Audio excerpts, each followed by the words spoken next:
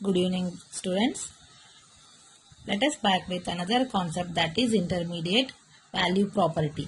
In previous class, we had discussed that algebraic equation, transcendental equation and root of an equation. So, now I am discussing intermediate value property. What do you mean by intermediate value property? If f of x equal to 0 is a real valued and continuous function of a real variable x, we have the following fundamental property called intermediate value property. Let us take the statement for this one. So what is the statement? If there exist two values a and b such that f of x has opposite signs, f of x has opposite signs, f of a is less than 0 and f of b is greater than 0. Here f of a is less than 0 and f of b is greater than 0. Then f of a into f of b is less than 0.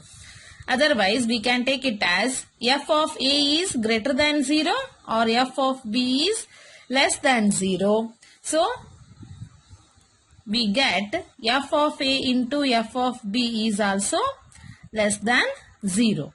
Then there is always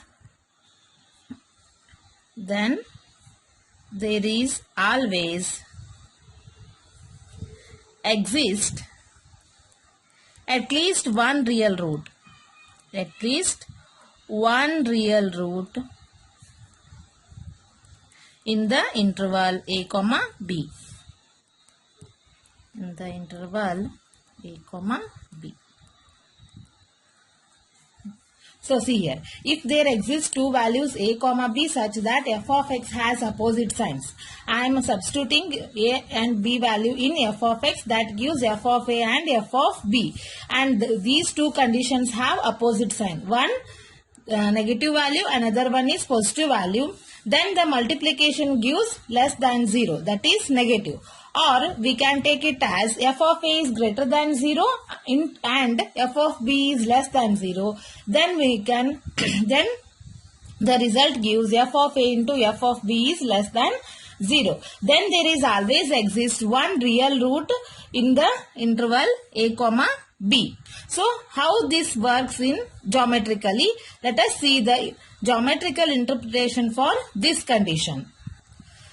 So like this type, the f of x value will be arise, that is root value will be arise. So here I am considering xy plane, and first point is a, second point is b. This is initial point and this is terminal point.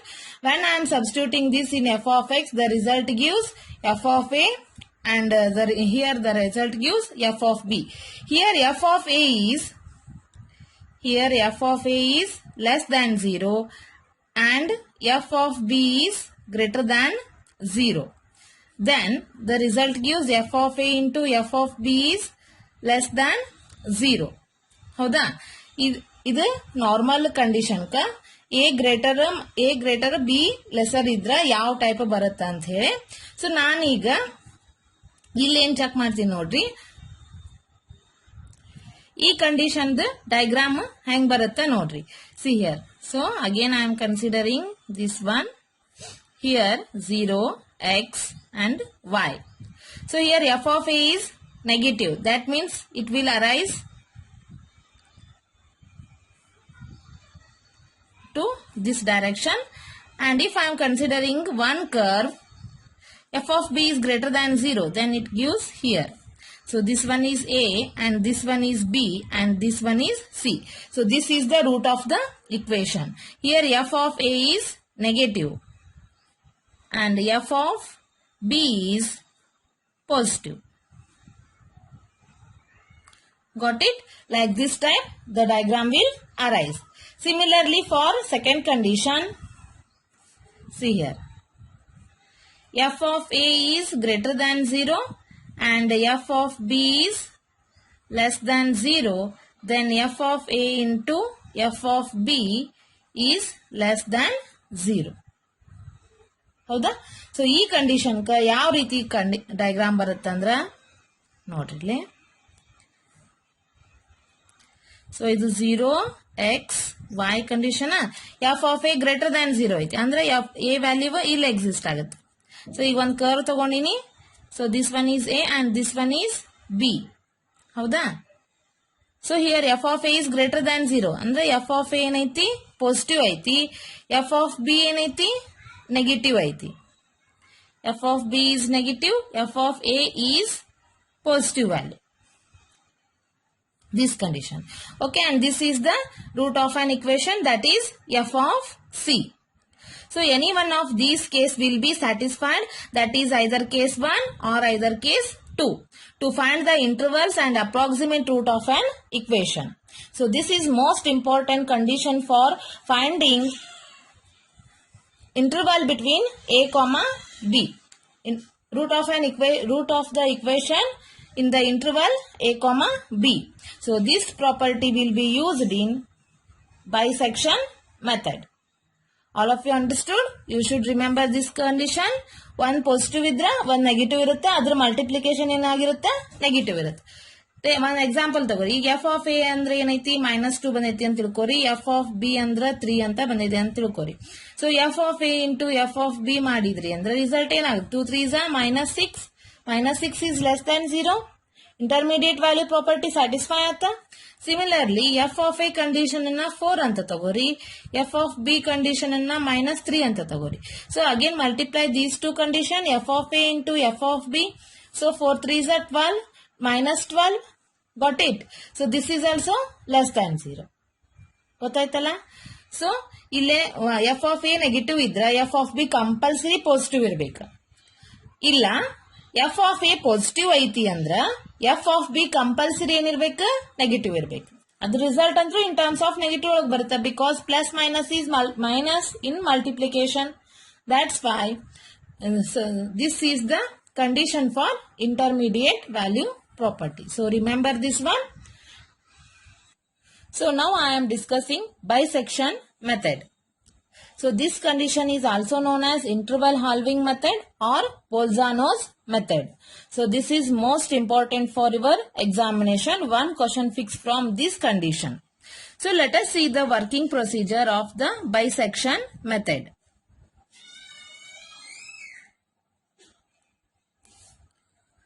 So first condition ಇಲ್ಲಿ ಏನಿರ್ತೈತಿ? Compulsory ಒಂದು function ಕೊಟ್ಟಿರ್ತಾನ. Let f of x equal to 0 be the given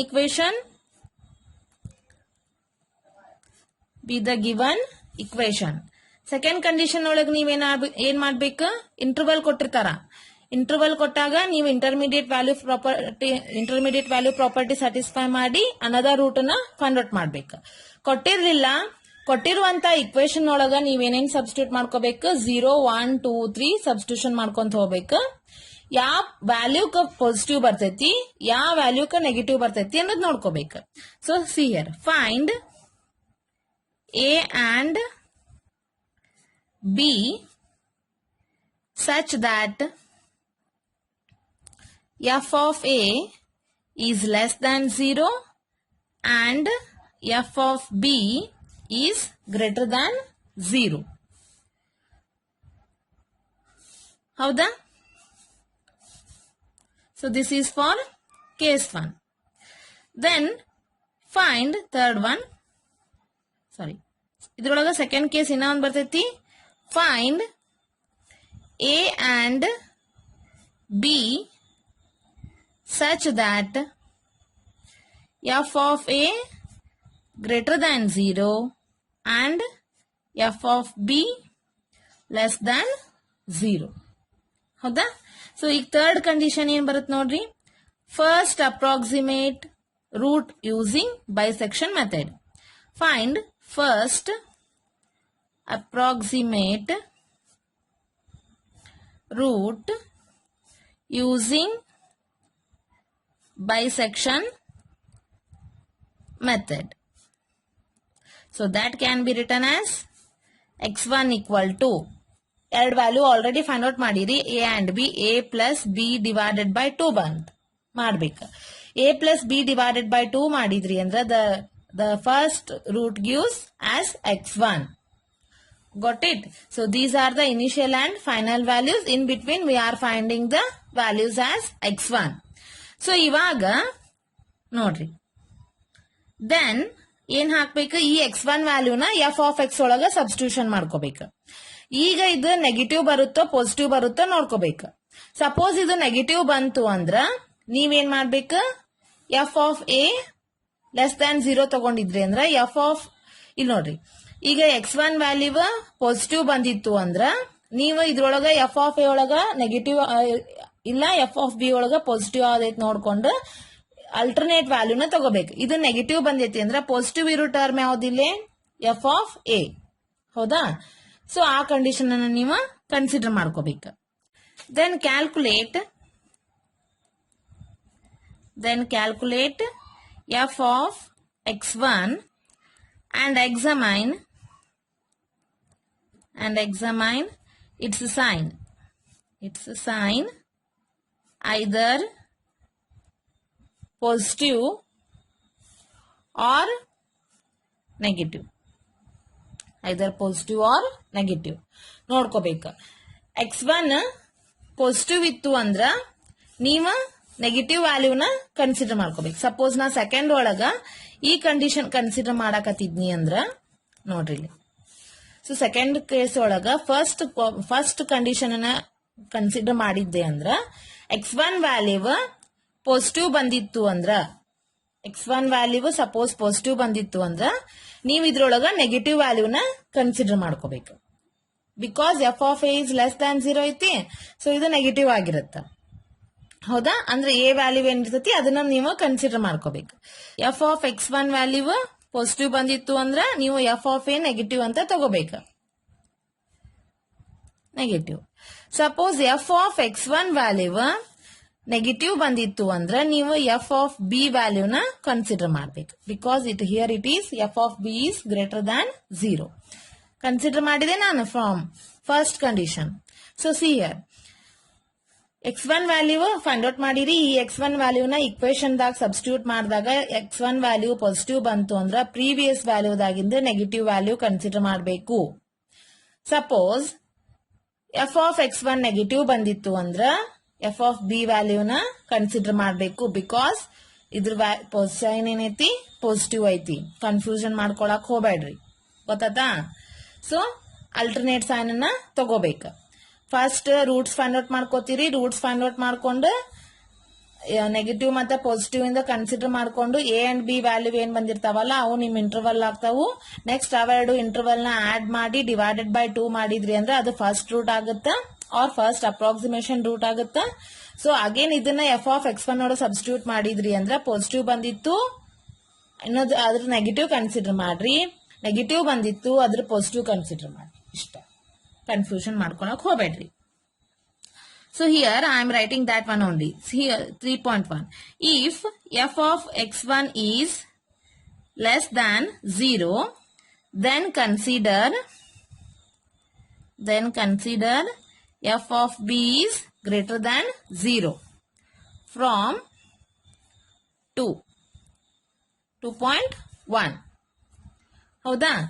next therefore root ಎಲ್ಲೆಲ್ಲ ಆಗ್ತಾವ, in between these two condition ಒಳಗ ಲೈ ಆಗ್ತಾವ. therefore root lies between, root ಅಂದ್ರೆ ಏನ x1 ಇನ್ನ ಒಂದ್ ರೂಟ್ b. ಗೊತ್ತಾತಾ? ಈ ರೀತಿ ಸಾಲ್ವ್ ಮಾಡ್ಬೇಕು. ಸೊ ಅವಾಗ ಏನ್ ಸಿಗುತ್ತೆ ನಿಮಗ, ಸೆಕೆಂಡ್ ಅಪ್ರಾಕ್ಸಿಮೇಷನ್ ರೂಟ್ ಸಿಗುತ್ತೆ. Second approximation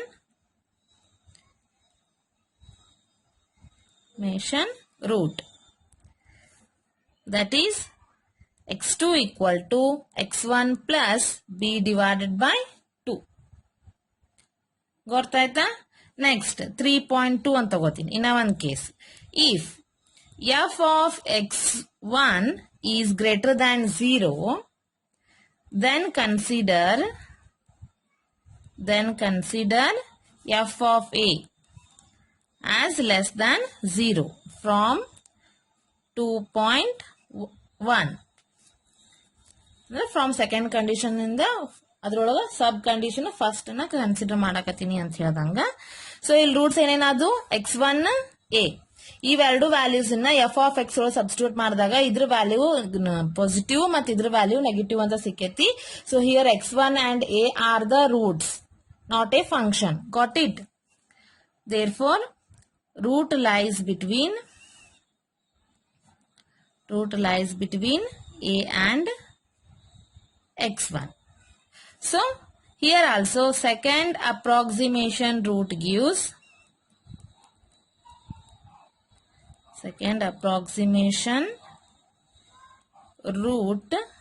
gives x2 equal to a plus x1 divided by b. I hope you understand this one. Little bit clumsy is there. So read properly, then you will get that condition. So calculate f of x2 and repeat steps until we get the required degree of accuracy. Same answer 3 ಬರುತ್ತನ ನಾವು ಇದನ್ನ solve ಮಾಡ್ಕೊಂತ ಹೋಗ್ಬೇಕು. So ಇದ್ರ diagram ಹೆಂಗ್ ಬರುತ್ತ ನೋಡ್ರಿ. See here.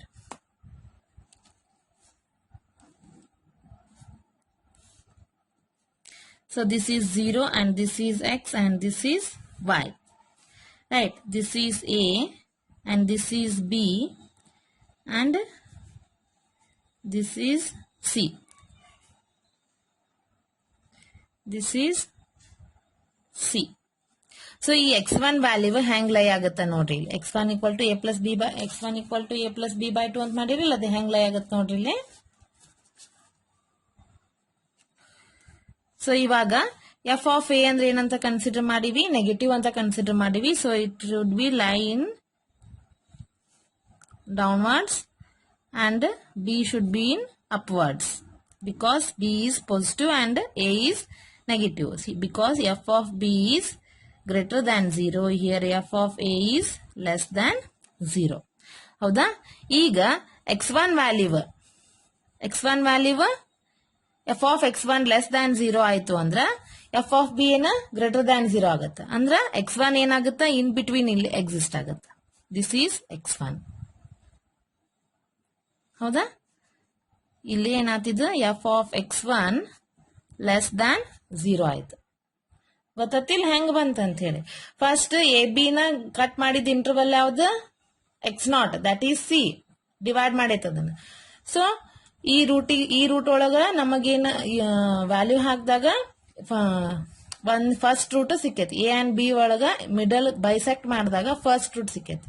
That is x0 R C ಅಂತ consider ಮಾಡ್ರಿ.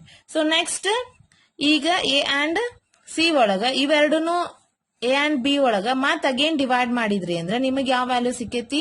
x1 ಸಿಕ್ಕೈತಿ. ಸೊ ಅದ್ರೊಳಗ x1 ವ್ಯಾಲ್ಯೂ ಏನಾಗೈತಿ? ಎಫ್ ಆಫ್ x1 ದಾಗ ಸಬ್ಸ್ಟಿಟ್ಯೂಟ್ ಮಾಡಿದಾಗ ಲೆಸ್ ದ್ಯಾನ್ 0 ಸಿಕ್ಕೈತಿ. ಇನ್ನ ಒಂದ್ ನೀವೇನ್ ತಗೋಬೇಕು? ಗ್ರೇಟರ್ ದ್ಯಾನ್ 0 ಅಂತ ತಗೋಬೇಕು. ಸೊ ಗ್ರೇಟರ್ ದ್ಯಾನ್ 0 ಅಂತ ತಗೊಂಡ್ರಿ ಅಂದ್ರೆ f of b greater than 0 ಆಗುತ್ತೆ, F of x1 less than 0 ಆಗುತ್ತೆ. Similarly take it for another condition.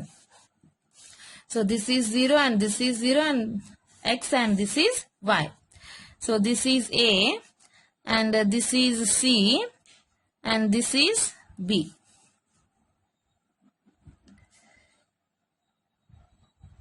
ನೋಡ್ರಿ,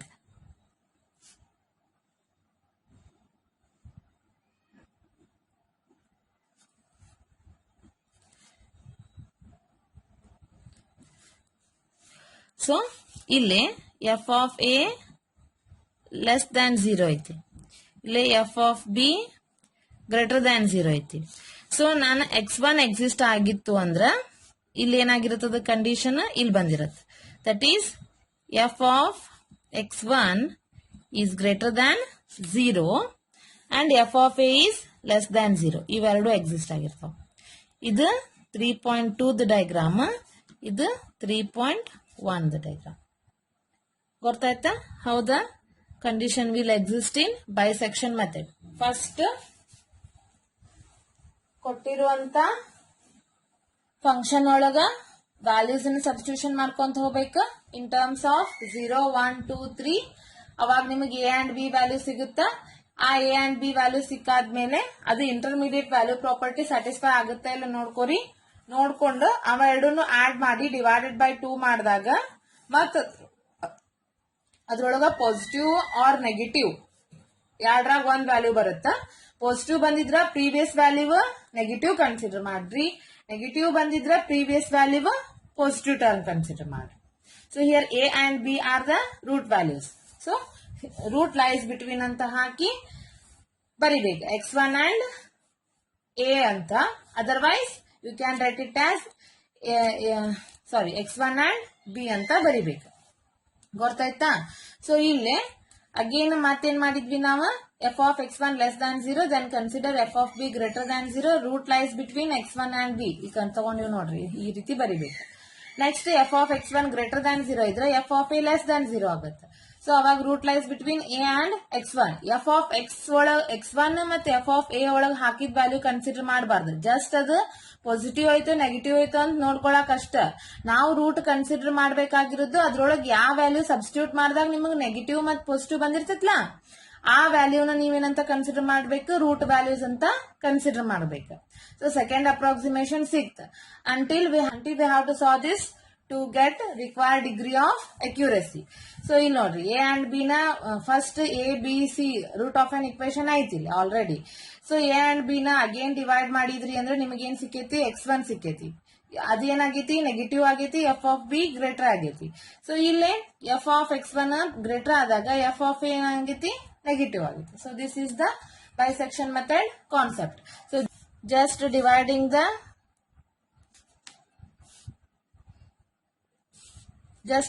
one line. ಸೊ ನೋಡ್ರಿ, ಎ ಅಂಡ್ ಬಿ ತಗೊಂಡಿರಿ, ಸಿ ಬಂತು.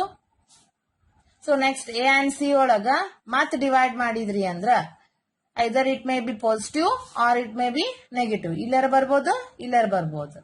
ಮತ್ ಇದೇನ ಸಪೋಸ್ ಇದು x1 ಅಂತ ತಗೋರಿ, ಇದು x2 ಅಂತ ತಗೋರಿ. ಸೊ ಈಗ ಸಿ ಅಂಡ್ x2 ಒಳಗ ನೆಗೆಟಿವ್ ಆರ್ ಪಾಸಿಟಿವ್ ಅಂತಂದ್ರ ಮತ್ ಇಲ್ಲ ರೈಸ್ ಆಯ್ತು ಅಂತ ಅಸಂಪ್ಷನ್ ಮಾಡ್ಕೊರಿ ಅಷ್ಟ, ಇಲ್ಲಿ ಬರಬಹುದು. ನೆಕ್ಸ್ಟ್ ಸಿ ಅಂಡ್ x1 ಒಳಗ ಕಟ್ ಮಾಡಿದ್ರಿ ಅಂದ್ರ that should be considered as x4. So next c and x3 ಒಳಗ ಮಾತ್ ಕನ್ಸಿಡರ್ ಮಾಡಿದ್ರಿ ಅಂದ್ರೆ ದಟ್ ಈಸ್ x5. ಈ ರೀತಿ ನೀವು ಸಾಲ್ವ್ ಮಾಡ್ಕೊಂತ ಹೋಗ್ಬೇಕು. ಒಂದು ಇನ್ ಸ್ಟ್ರೇಟ್ ಲೈನ್ ಒಳಗ ಎಷ್ಟು ಡಿವೈಡ್ ಮಾಡಿದಾಗ up to required approximation root ಏನ್ ಬರ್ತೈತಿ, ನಿಯರರ್ ಟು ದ ರೂಟ್ ಬರ್ತೈತಿ ವ್ಯಾಲ್ಯೂ. ಅಲ್ಲಿ ತನ ನೀವೇನ್ ಮಾಡ್ಕೊಂತ ಹೋಗ್ಬೇಕು, ಆ ಕಂಡೀಷನ್ ಅನ್ನ ಸಾಲ್ವ್ ಮಾಡ್ಕೊಂತ ಹೋಗ್ಬೇಕು. ಅವಾಗ ನಿಮಗ ಕರೆಕ್ಟ್ ಆನ್ಸರ್ ಅಪ್ರಾಕ್ಸಿಮೇಟ್ ರೂಟ್ ಸಿಗತ್ತೆ. ಗೊತ್ತಾಯ್ತಾ? ಈ ರೀತಿ ಕಟ್ ಮಾಡ್ಕೊಂತ ಹೋಗ್ಬೇಕು. So this is the method of bisection.